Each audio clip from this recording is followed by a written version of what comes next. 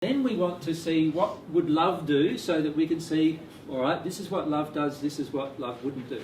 Now, in every discussion where I talk about what love does, I need to remind you of one basic principle, and that is this.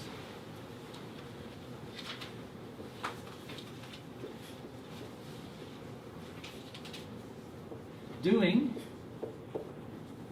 comes from feeling.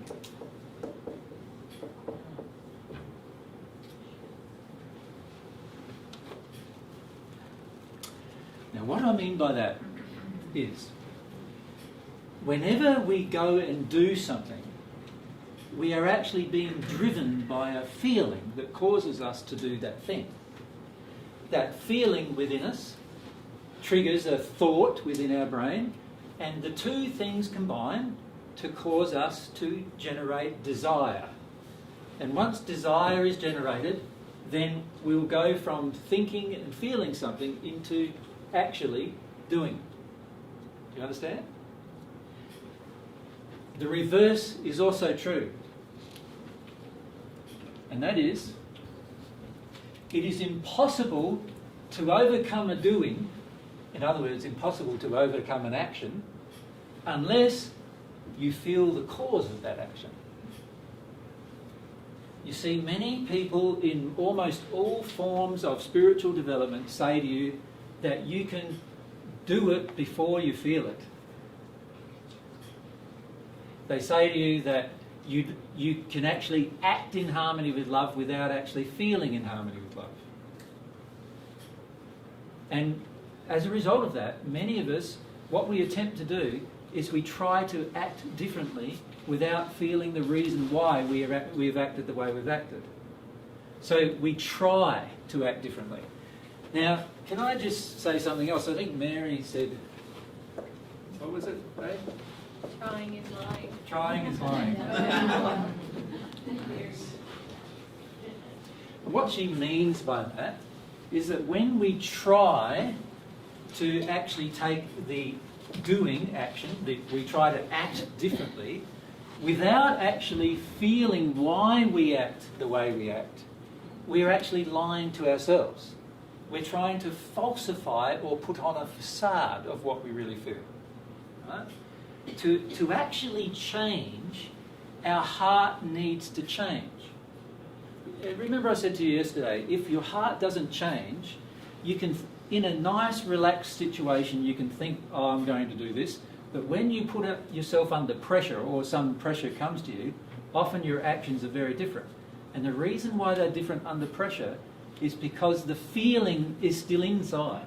So, for example, if we looked at all of that list of the creation of evil, like we looked at the one, what was it, the one that I mentioned was others denying our demands, for example. So if we look at that as a creative evil, where we see when other people deny what I demand, I get angry and upset, and then eventually I could even go worse than that, you know. Now, if I see that as something within myself, the fact that I demand things from others, I can try to no longer demand things from others. Good luck with that, right? Because after a while what will happen, you'll try, and then after a while some stressful situation will come up which triggers some fear within you or something like that, and then what will happen is that all the trying in the world goes out the window and you're back doing exactly the same thing you were doing before under the same circumstance or situation. So we need to give up this concept that we can actually do something without actually changing a feeling within us. We have to actually change the feelings within us. And that often means releasing from us the opposite feeling. So if I have a feeling that I can demand something from Mary, then I have to allow myself to go through this emotionally and go, okay, yes, I believe I can demand it. Why do I feel I can? And I have to get deeper into it and allow myself to see why I demand it and what the underlying emotion is inside of myself that I need to feel. And once I release this underlying emotion that causes me to believe I can demand something of Mary, then I'll no longer believe that I can demand it. Does that make sense to everyone? if I try to no longer demand anything from Mary, while at the same time I never change the emotion that I believe I should be able to, then I am still at some point in the future going to be demanding towards Mary. It doesn't matter how much I try, I'll sooner or later do something that shows my demand. Yeah? So we need to have this concept whenever we discuss anything about love of self. To correct an issue, we need to have the concept to actually correct, we need to feel it rather than just think it. We need to stop thinking that we can think our way out of a situation and actually start to see that all of our thoughts come from these deeply held emotional beliefs which, while they're with us, will draw us into the situation anyway. They'll even draw us into the situation through the law of attraction. We'll keep attracting events that we believe we've overcome, right, when we're doing it with our mind. And the reason why we're keeping on attracting the event is because nothing's really changed in the soul. Nothing's changed in terms of the emotion that's within. So, Not catering to anyone's addictions? yeah, see, I would call that love of others. Oh, okay. What would it be if it was love of self? Not catering to my own addictions? Ah, yes. Very good. It's interesting, isn't it? How to my own addictions.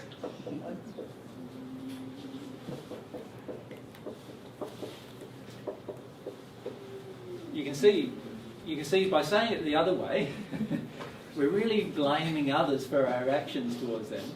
Saying it this way, we're now seeing the ownership is on me to address my own addictions. Once I release my own addictions, I'm not going to be able to respond to any of yours. Right, you're taking responsibility, personal responsibility Exactly. for all of that. Right? Exactly. So it's very good. That's an act of love to do that. I agree. Yep. Anything else? Jennifer was going to be next. Happy. The willingness to feel the root cause of what's driving that behavior. So shall we call that the willingness? Well, I would actually... The desire? Yeah, I Yeah. would make it more positive than that. Let's make it the desire to feel all, let's put it as all Yeah. of my own emotions. Yeah? All of them. If I desire to Can we feel put all- up there at the root cause? Because for me, that's really a key thing. I had to keep going deeper. You know what I'm saying? Like, I can feel my frustration, that's feeling my emotion, but it's what's underneath and causing the frustration where I've actually been able to work through stuff. But you won't get deeper unless you feel your frustration. That's true. So, Yeah. so if I just blanket it to all, Okay. if we start with, if we're frustrated, feel your frustration. Yeah. You don't have to act upon it, feel it. Right. When you feel your frustration, you feel why you're frustrated. Then feel that.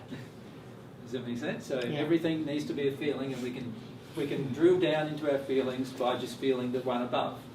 So we don't have to be all clever about it intellectually. We just need to start with the feeling that we feel, and then allow ourselves to drill into the feeling and feel the feeling properly, and then we'll always get to the next feeling. Telling the truth. Telling the truth. Telling the truth about what's going on inside me. Well, there's two parts if we love ourselves. There's telling the truth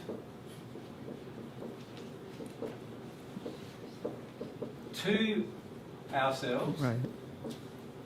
It's very hard. Very hard. Yeah. And to others About ourselves. about ourselves. That's really hard too.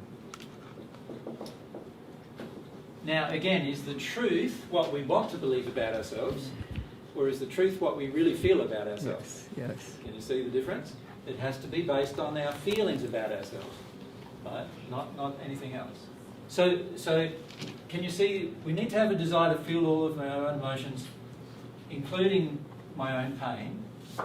But if I could just add to that, when I love myself, when I feel my own pain,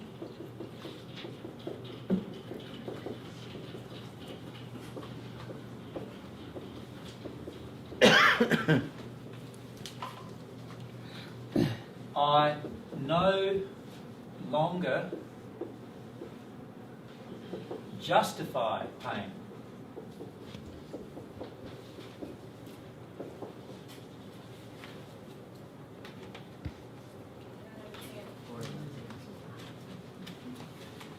The problem that most of us have with regard to the creation of evil is that we have a tendency to justify pain.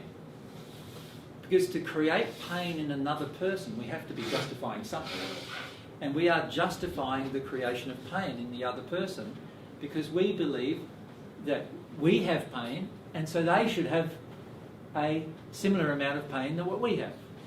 Now, if you think, let's say your child was murdered, you would have probably a great deal, if you loved the child, you would have a great deal of pain associated with that murder.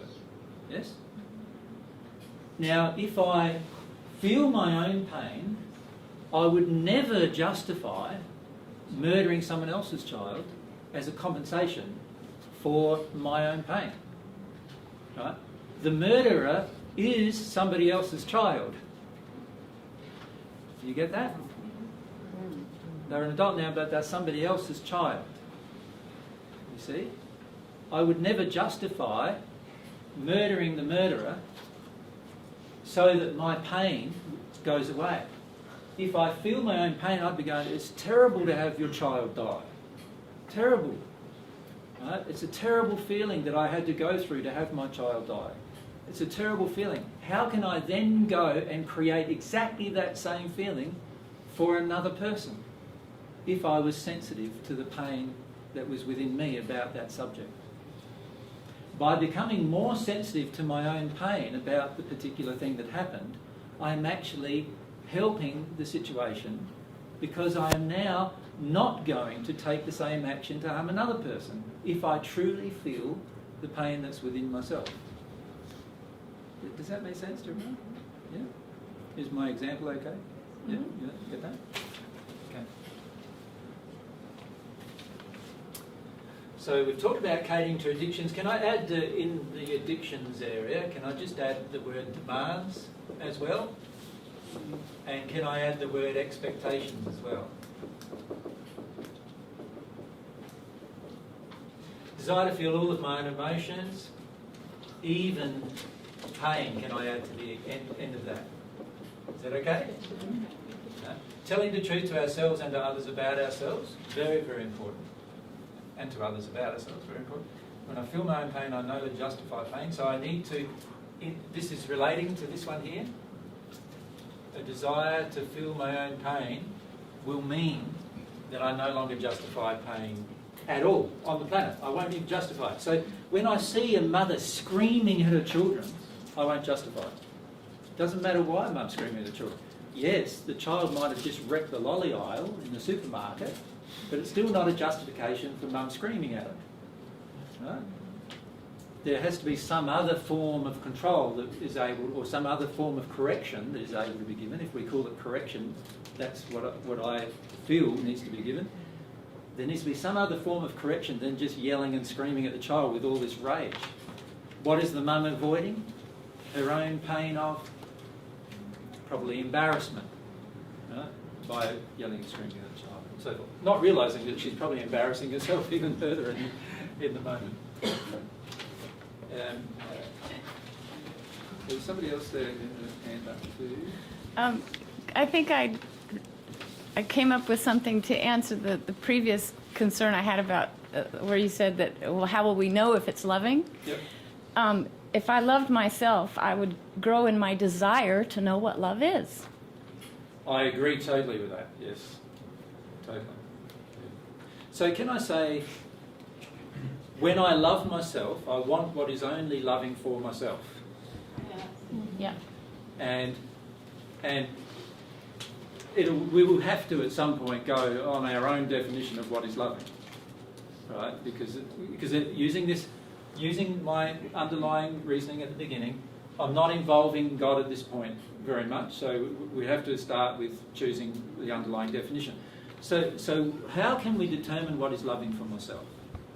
Because a lot of painful events can actually be loving. So how do I determine what is loving for myself? Down here for that. What would it say that is?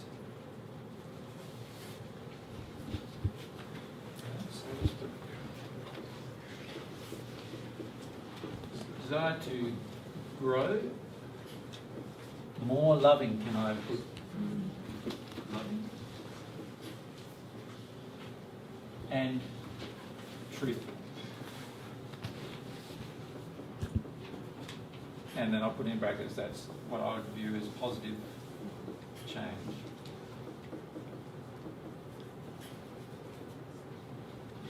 Often I ask people what they view positive change would be, and oftentimes what they view positive change would be is not the desire to grow more loving and truthful. So we need to be a bit tighter with the definition. Yeah? Some people feel that if they were positively changing, they'd have more things, or more power, or whatever. So if I love myself, what else am I? What do I do with my belief systems if I love myself? Really look at them. I look at them, Investigate them. but do I easily accept another person's belief systems? Would you just sort of accept any belief system that come along if you loved yourself? No. What you would make sure firstly that you investigated it first, wouldn't you, fully, and that you could accept it and all those kind of things if you loved yourself. But if you loved yourself, once you had a belief system, what would you feel about it? Protected? No. Not at all. That's the problem. We would feel comfort with it.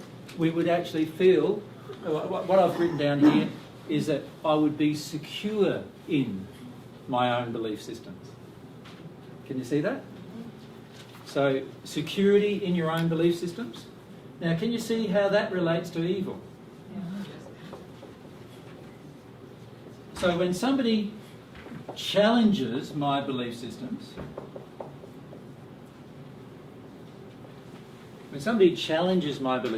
how would I react if I feel secure about them? I wouldn't be angry, would I? I'd go, okay, no worries. You want to believe that, that's fine. I'm still going to love you whether you want me to believe that or not. You'd be secure in your belief systems enough to not justify attacking the other person because they have a different belief system. Can you see that? So you see a lot of times when evil actions are taken on the planet, particularly in justification of religious reasons or political reasons, it's because that each person is not really very secure of their own system. And whenever their own system is challenged, they automatically feel rage. And the reason why they feel rage is because underneath that, they're actually not feeling very secure about their own belief system. Now, if I love myself, I will have security in my own belief systems. I'm not saying, and what I've written here is, if I am not secure, I am relaxed if I have to change my belief systems. So rather than feeling uptight and angry with everyone else who does not have the same belief system as me, I am relaxed that I might have to change my belief system at some point in the future. And what I've said here is I never feel the need to force others to believe what I believe, since I know that eventually either I or they will have to change their belief to become more loving. Right? Also, I realise that it's impossible to force a belief upon an unwilling person. Each person must exercise their own will to change their beliefs. Do you understand? So in all the discussions I'm giving, I'm trying to remind you that you have the right to hold on to your beliefs. Right? But you don't have the right to force them down somebody else's throat. That's an unloving action. Do you understand? Now, many people who learn the divine love path start forcing down the belief on their partners. Do you understand? They start trying to force the partner to have the same belief. That is an unloving action. That is actually evil, as in according to our previous definitions. Right? Of course you're not going to get a very good response. Yeah? So when we're secure in our own belief systems, we feel this sense of confidence, not that we have the right belief, but that we can easily change our beliefs if we're shown to be wrong at some point in the future. We don't feel any need to attack another person because of their beliefs. We don't feel the need to change them, to force them into doing something different. Does that make sense to everyone? So loving yourself, you will be secure in your own belief systems. Right? And if you're not secure, you won't feel challenged by the insecurity. You'll be relaxed about it. You go, yeah, no worries. I don't know. Often, because I would say I'm Jesus, often people in the media come to me and they say, does that mean you know everything? And I go, no, I don't know everything. Now, their belief is that Jesus should know everything. Right? And they're okay I'm okay with them having that belief. It's just not true. I'm Jesus and I know I don't know everything. Right? So they have this belief system that they're trying to force upon me, and they're really saying to me, I am not Jesus because I don't know everything. And I go, well, that's pretty logical. If I knew everything, I'd be God and not Jesus.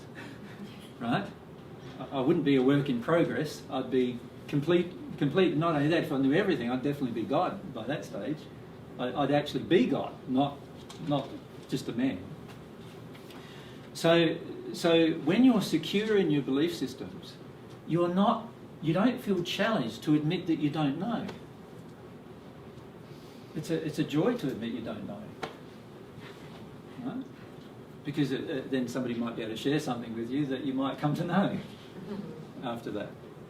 But if you feel challenged every time you don't know, then you're going to react quite angrily to any challenge, right, of your belief systems. Now, can you see security in your own beliefs? Most people on the planet don't have it. Because you just say something to them that's different to their own beliefs, and what's the first reaction? Anger. So they're not secure in their beliefs, right? How many little children, like 3-year-olds, go, Mummy, Daddy, does God exist? Amazing question, that. Most parents have no idea whether God exists. Right? They don't have any personal proof in their own life, many of them feel, but they have a belief system. So often what the parent will say, if they're in a Christian there, they go, of course God exists.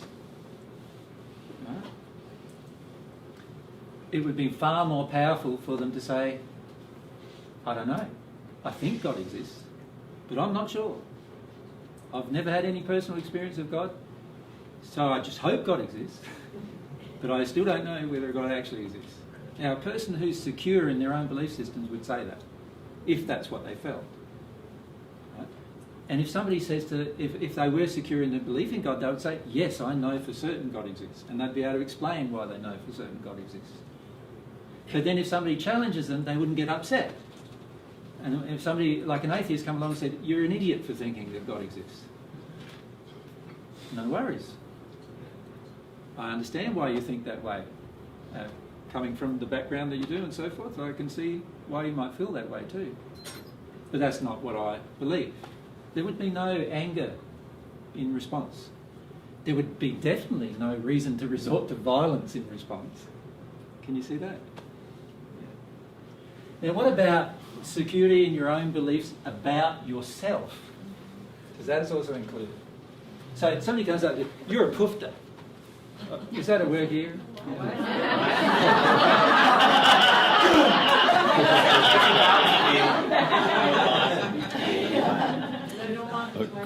A gay man in Australia is often called a poofter. In a derogatory sense. How did you say that again? It's P-O-O-F-T-E-R. Poofter. Now, I don't believe that myself. Like, one of my best friends is the Apostle John, who's a gay man. So please don't feel that I feel that way about gay men. But I'm saying, if somebody came up to you as a gay man and called you a poofter, you wouldn't feel, if you were secure in your own belief, you would not feel challenged by that. And if somebody called you a gay person even when you're not a gay person, you wouldn't feel challenged by that either. Does that make sense? Because inside yourself, you know who you are. You know what your attractions are. Right? And it was quite recently that I was called a poofter, wasn't it? Have your shirt on?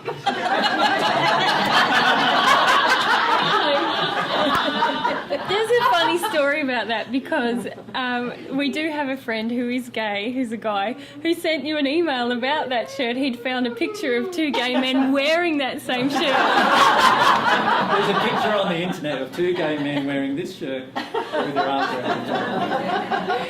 Yeah. I can't remember when someone called you gay, babe. Yeah, in a recent email I got from a Christian lady. Oh, that's right. She was a Catholic Christian lady, and she emailed me and said that I was such a stupid idiot to believe on Jesus, and she went on for a bit.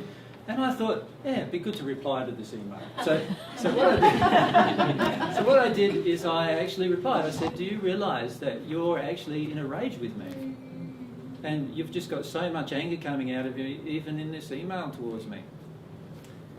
And then the next email was a heap of swear words calling me a poofter.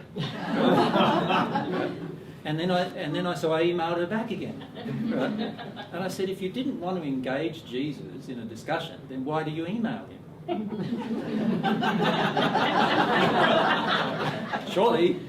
And she said, I didn't email you to get a response. And I said, so I emailed her back.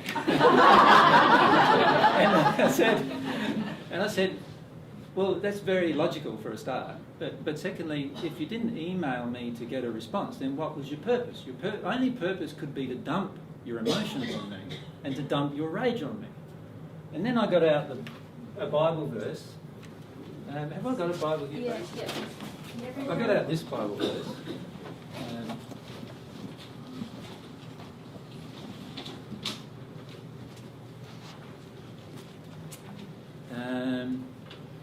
This one here, it says,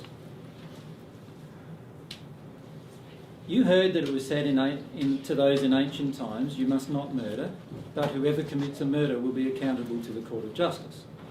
However, I say to you that everyone who continues wrathful with his brother will be accountable to the court of justice. That's my words in the first century, where I was talking about anger, and I was saying to people that God will actually account for your anger and rage. Every time you're angry and in a rage, God accounts for it. Right? You'll have to account for it at some point in your future, every time you're in a rage. Now, of course, she wasn't too impressed with that verse, considering it came from the Bible that she'd told me that I need to read because I'm obviously not Jesus. And this is what I found in this interaction, is that the majority of people are in this evil cycle before they even realise it. They're in this cycle of evil before they realise it. And they don't even realise that a lot of the things they're quoting to me as to all this evidence and proof that I cannot be who I am and so forth, the Bible itself condemns their actions in the process. There's another one that says, you heard it was said, you must love your neighbour and hate your enemy. I quoted this to her as well. However, I say to you, continue to love your enemies and to pray for those persecuting you. So I suggested to her that rather than actually calling me a poofter with a lot of swear words associated, she'd be better off loving me and praying for me, which was what her Jesus said she should do. All I got back was another barrage of swear words. So it didn't work very well. Unfortunately, that's the way it goes.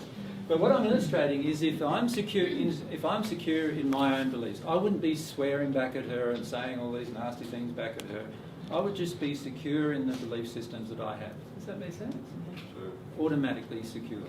I won't be attacking the person, but I will be standing up for, as you said here, this one here, truth, telling the truth to ourselves and also to others about ourselves. I will stand up for what the truth is. But I won't feel like I need to attack the person or denigrate them or make them feel small or little or bad about themselves. But I will state the truth. And that's the issue there. Okay. How are we going? We get some of those? We need to go through some of these as to what they'll do with evil, don't we? So what's saying we start going through some of these is, if we did this, how will it affect evil on the planet? And then I'll add some more to the list. So if I don't cater to my own addictions, demands and expectations, how does that actually negate evil on the planet? How does it do that?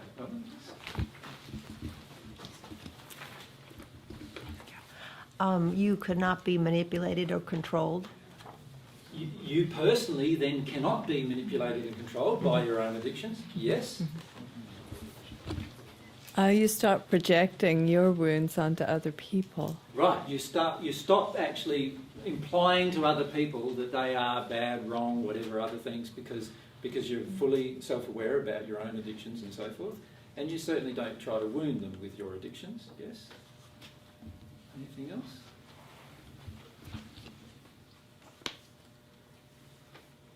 I'll say so. I see my addictions and demands upon others as an unloving and unjust action within myself. Therefore, I do not feel that others need to do anything I want or need. Others don't need to love me, look after me, make me feel good, make me feel anything at all, in fact.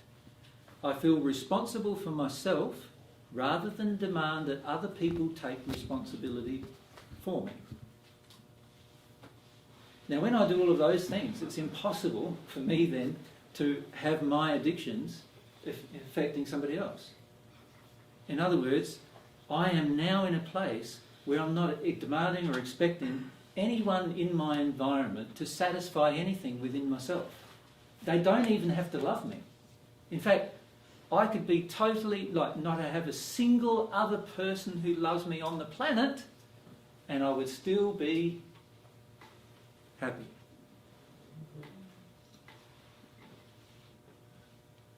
Which is an interesting concept, isn't it? This is whether God's in my life or not. I have that capacity. Right?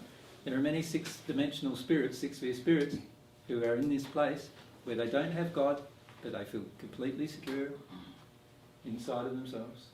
Yeah? Sometimes erroneously so. Okay. So that covered, do you think? Can you see the effect that will have on evil? Automatically, a lot of things would change, wouldn't they? What I've written down is a few things. I will not want others to share my pain. This is a major problem on the planet. Many of you are still wanting to share your pain with other people. That's why we talk about, this painful thing happened. Oh, how are you going with your emotions? Oh, yes, okay, you had that happen, did you? Oh, okay, no worries. And it makes us feel better. We want to share our pain most of the time because we've yet to fully feel our pain. That's the reality. We don't want others to validate our pain. In other words, we don't need somebody else to say, yeah, that was a pretty bad event, before we have a cry. We feel the bad event and we have a cry. We don't need somebody else to tell us that it was bad, and then we have a cry. Right?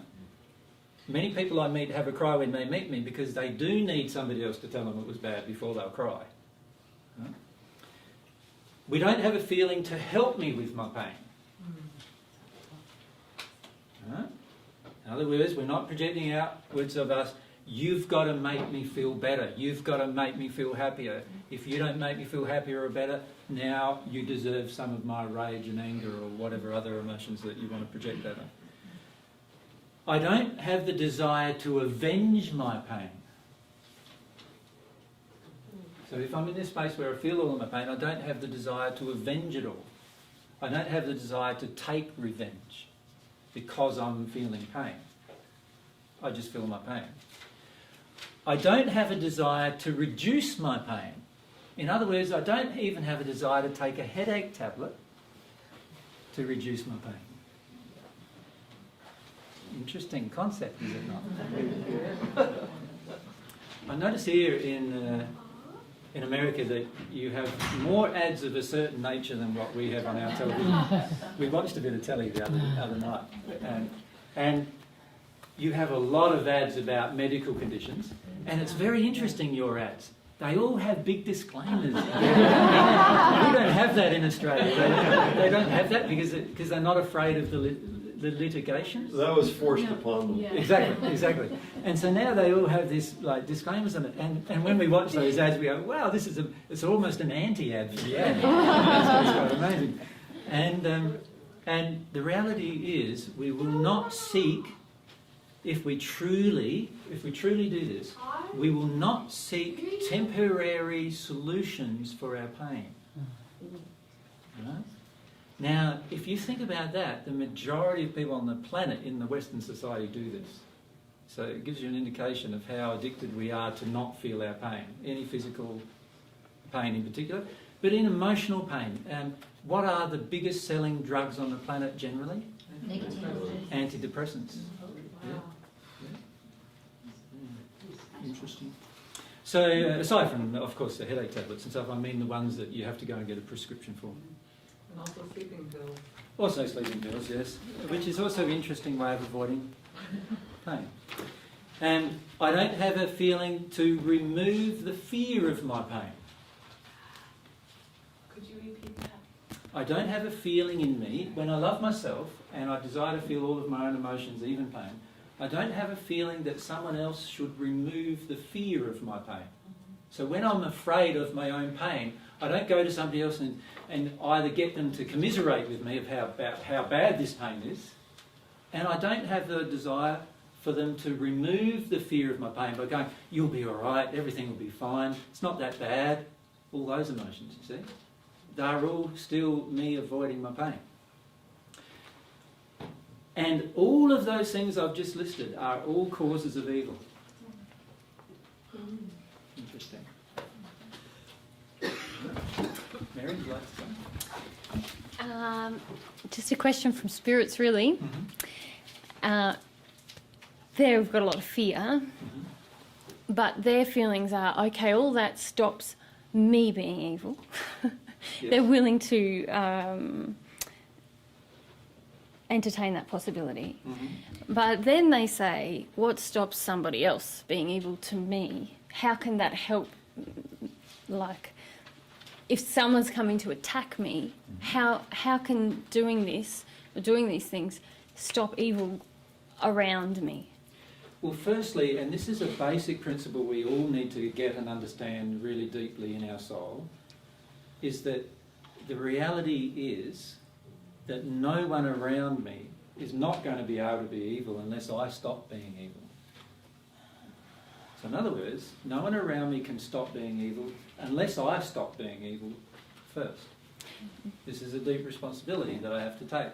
Yeah. If every single person on the planet took that responsibility, and every single person in the spirit world took that responsibility, we would instantly be cured of all evil. Instantly. So we need to understand that as a basic principle first. That it's impossible for evil around me to change unless I stop being evil first. Yeah. So can I just comment a bit more about that, and then I'll answer their question properly. But does everyone understand that if I don't stop being evil first, then how can I expect my neighbour to stop being evil before me? It's not very fair, is it? To expect my neighbour to become perfect before I do is not a fair requirement upon my neighbour. To expect my partner to become loving before I do is not a loving expectation of my partner. To expect my child to demonstrate more loving development than I have is not a loving expectation of my child. We have all of these expectations. So the first thing we need to come to understand is that. The second thing we need to come to understand is they're only saying that because they're afraid of the evil of others. When you feel the evil of others and let it pass through you, you automatically in the spirit world go to a different location where there are less evil people. On earth, when you feel the evil of others and let it pass through you without acting upon it, you automatically have a feeling of less pain when evil is perpetrated towards you. Because all pain is associated with the emotion of fear. Does everyone understand? This is a very basic thing we need to understand about the human body that all pain we experience in the human body, and particularly all pain associated with suffering, long-term pain, in the human body, is all about our fear. Our fear creates the pain. Now, I've actually been through personal experiences in my life, both in the first century and in this life, where I was in so much pain and agony, and then all of a sudden, a fear release, and I'm no longer in any pain, but in exactly the same situation. Now, many people experience this when they get injured, where they don't even feel any pain, and yet they sometimes have even horrific injuries. So something changed. They no longer have a fear of the pain, and that causes their injuries to be as if they're not there, even though the injury is quite present. Many people who are on the battlefields experience this process, where they accept that they're probably going to die, and in that moment they automatically have less fear, no fear sometimes.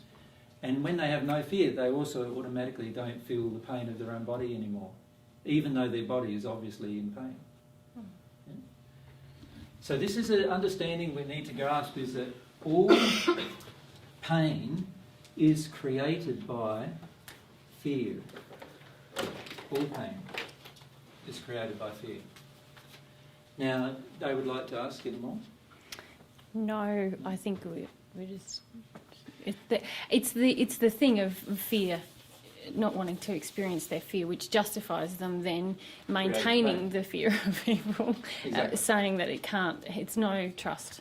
The instant you feel your fear, you are no longer feeling pained by other people's evil either. Which is very, very interesting as well. There's all these effects that it has. Yeah. Thanks, Does everyone get that? Yeah? Is that a bit too deep, that one? My suggestion, if you don't believe me, is to try some experiments. One good experiment is to get a person who's into deep tissue massage. Lay on the table, get them to just deep tissue massage your legs. Right? Most of us will go into quite high degrees of pain with a decent deep tissue massage of our legs. The reason why is we suppress a lot of our emotion as far away from feeling it as possible, and so our legs finish up getting quite a degree of those emotions stored in them. When you get a deep tissue massage, if you allow the pain, allow yourself to allow the pain rather than try to get away from it. It's very difficult to do, by the way, and you might need multiple sessions before the experiment works. You will actually find, once you allow it completely emotionally, and you no longer are afraid of the pain itself, you will find the pain will disappear. It will just go away. It'll be like it's not there anymore. Yeah? It'll be like it's a very interesting spiritual change that happens in you, because the belief inside of yourself just changes about pain and your ability to experience it. It can also help you then accept your emotional pain as a result. Yeah?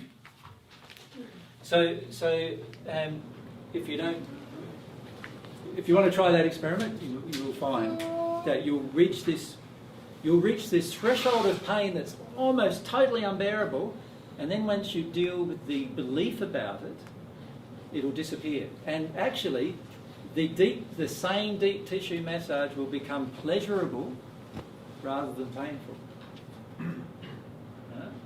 But the problem is, most people on the planet, when they get deep tissue massage, just spend most of their time screaming and don't allow that threshold to be reached. Yeah? Okay. Very important, this one, isn't it? Can you see how important that one is for the eradication of evil? This one here. And can I just read out the thing again, because I feel that many of you might not have got some of these points. But I don't want others, if I do this, I don't want others to share my pain. In other words, I can feel the pain inside of me, and I don't expect Michael to attempt to feel my pain. in any way. I don't want him to share in it. I don't want to bombard him with it. I don't want to intellectually browbeat him with it. I don't want to nag him about it. I don't want to complain at him about it. It's my own pain and I own it. Doesn't that go under the heading of love for others? It does, but it's more under love of self, because the reality Bubbles is... over from there. Yeah, but because when I feel all of my own emotions, including my own pain, I am actually loving myself the most. Right? That's the time when I'm loving myself the most.